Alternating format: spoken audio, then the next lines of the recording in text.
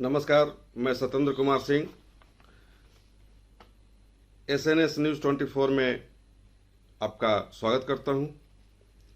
अभी मैं प्रस्तुत हुआ हूं पूरे सप्ताह भर में जो घटनाएं चर्चित रही है उसे लेकर। हम आगे बढ़ें इससे पहले बता दें आपको या रिक्वेस्ट करता हूं कि मेरे इस चैनल को सब्सक्राइब, शेयर और लाइक जरूर करें, जिससे आपको नई नई मुद्दे और नई नई चीज़ों की जानकारी आपको मिलता रहे। हम बात करेंगे दिल्ली की, जहां देश की राजधानी है, और दिल्ली NCR में भूकंप के झटके देर रात महसूस किए गए, जिसकी तीव्रता 5.8 मापी गई। यह संबंधित विभाग के अधिकारियों ने इसकी पुष्टि की है। इसके साथ ही सभी जगह यह काफी चर्चा है, और चर्चा ही नहीं बल्कि पूरा देश हिला हुआ है हरियाणा के नूह हत्याकांड को लेकर के, जहां प्रतिदिन कुछ न कुछ सरकार की ओर से, प्रशासन की ओर से कार्रवाई की जा रही है, और इस मामले को लेकर करीब 200 आरोपियों को गिरफ्तार किया गया है, जिनसे पूछताछ की जा रही है। इतना ही नहीं, उत्तर प्रदेश में जिस तरह से बुलडोजर कार्रवाई की जाती थी, उसी तरह से हरियाणा में भी, नूह में भी कई दुकानों को बुलडोजर के द्वारा ध्वस्त कर दिया गया है, और जानकारों ने बताया है कि वो सारे के सारे दुकान या जो भी ध्वस्त किए गए हैं वह आरोपियों के ही होंगे। ज़्यादातर यही आशंका व्यक्त की जा रही है। अब हम बात करें अपने सूबे की, तो सूबे की चर्चा करते हुए हम आपको बताना चाहेंगे कि पिछली ही रात रांची से गिरिडीह एक बस जा रही थी। बाबा सम्राट के नाम से है वो बस, आलीशान भी लोग उसे कहते हैं। AC बस है, उसमें 30 से 35 लोग सवार होकर रांची से गिरिडीह आ रहे थे। इसी बीच ड्राइवर ने अपना संतुलन खो दिया, और संतुलन खोने का नतीजा यह हुआ कि गिरिडीह के 14-15 किलोमीटर पहले डुमरी और गिरिडीह मार्ग पर बराकर नदी में जाकर के बस पलट गई। बस का पलटना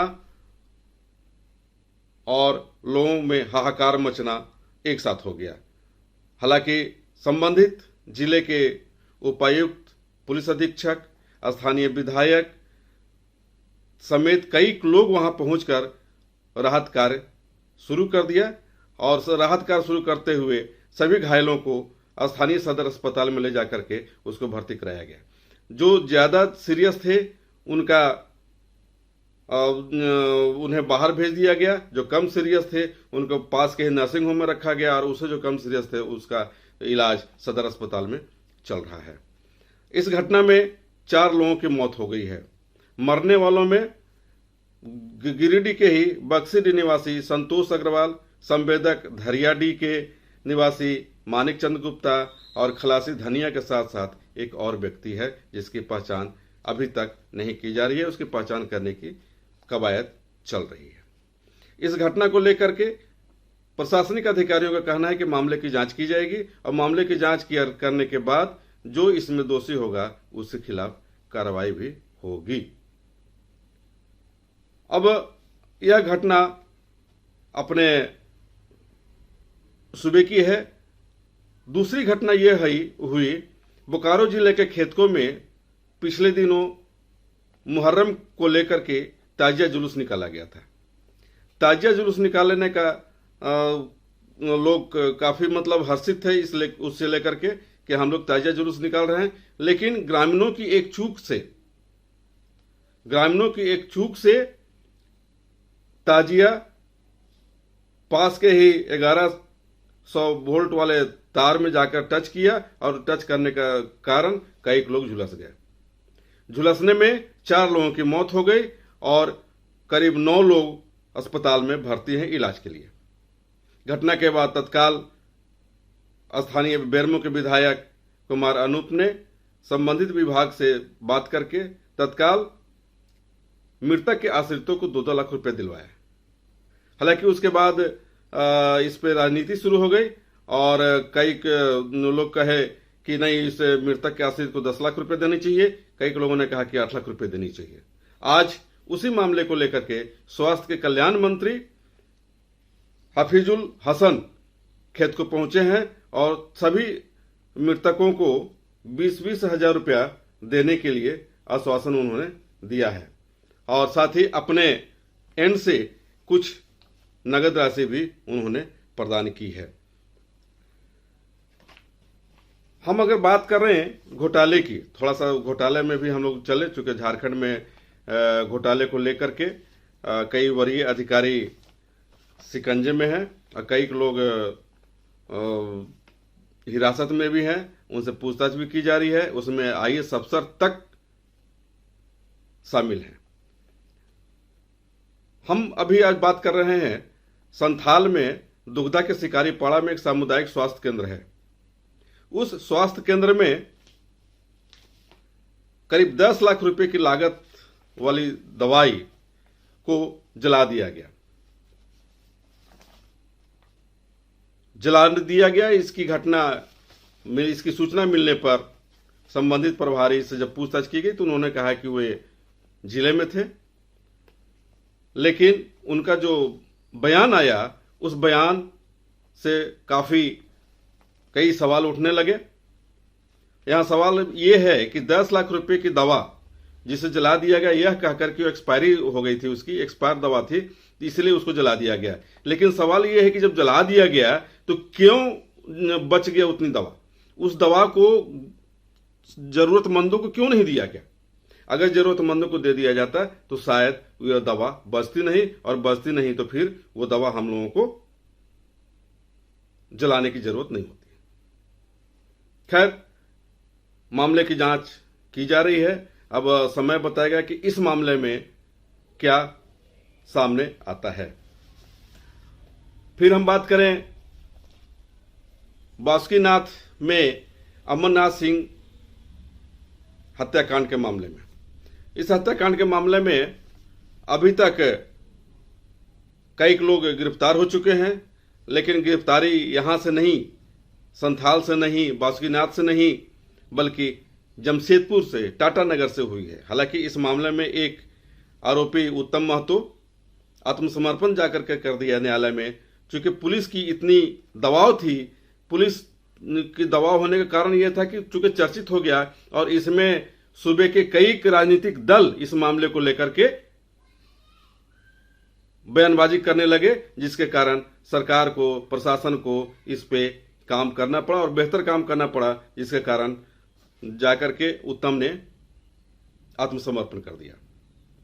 अब बात करें कि जो मुख्य आरोपी थे दीपक चौधरी उर्फ टेका एवं अभिषेक सिंह उर्फ बिट्टू सिंह को भी जमशेदपुर से ही दुमका पुलिस ने गिरफ्तार किया है।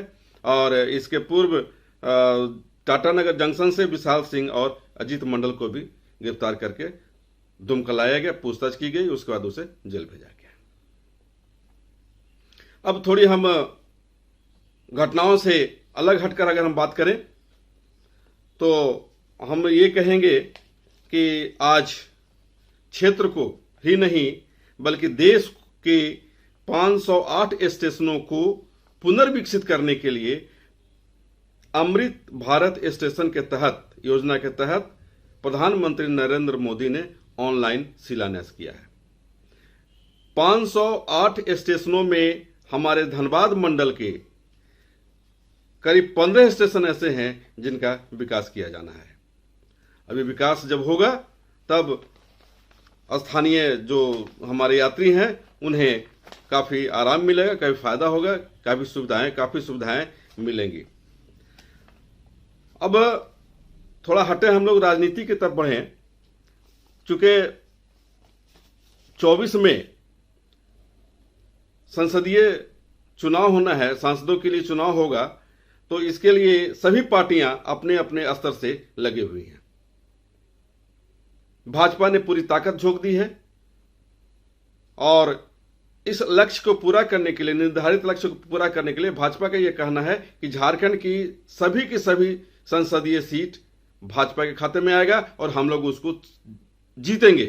कैसे जीतेंगे? इसलिए जीतेंगे कि भाजपा की जो केंद्र की सरकार है उसने नरेंद्र मोदी के नेतृत्व में इतने विकास कार्य किए गए हैं कि हमें कहीं कोई दिक्कत नहीं होगी।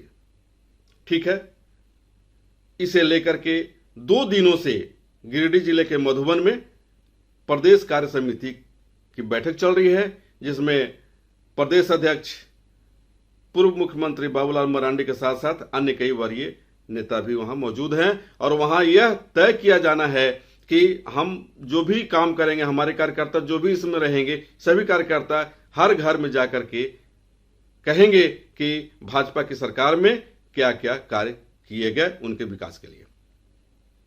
वहीं दूसरी ओर झारखंड मुक्ति मोर्चा और कांग्रेस जन भी इसमें पीछे नहीं है। उन लोगों ने भी अपनी अपनी रणनीति के तहत काम करना शुरू कर दिया है और सभी कांग्रेस के विधायक उसमें अपने अपने क्षेत्र में, या कांग्रेस के जो भी नेता हैं, झारखंड मुक्ति मोर्चा के जो नेता हैं जिसकी अगुवाई में सरकार बनी हुई है, उन लोगों ने भी अपने अपने स्तर से कार्य करना शुरू कर दिया है। आज ही डुमरी विधानसभा क्षेत्र के तारानारी में सूबे के मुख्यमंत्री हेमंत सोरेन आए हुए हैं और उन्होंने भी अपने सरकार द्वारा किए गए कार्यों की चर्चा करते हुए लोगों से कहा कि आने वाले समय में झारखंड मुक्ति मोर्चा को सहयोग करें, हमारा जो अलायंस है एनडीए उसको सहयोग करें, तभी हम लोग झारखंड को विकसित बना सकेंगे। धन्यवाद।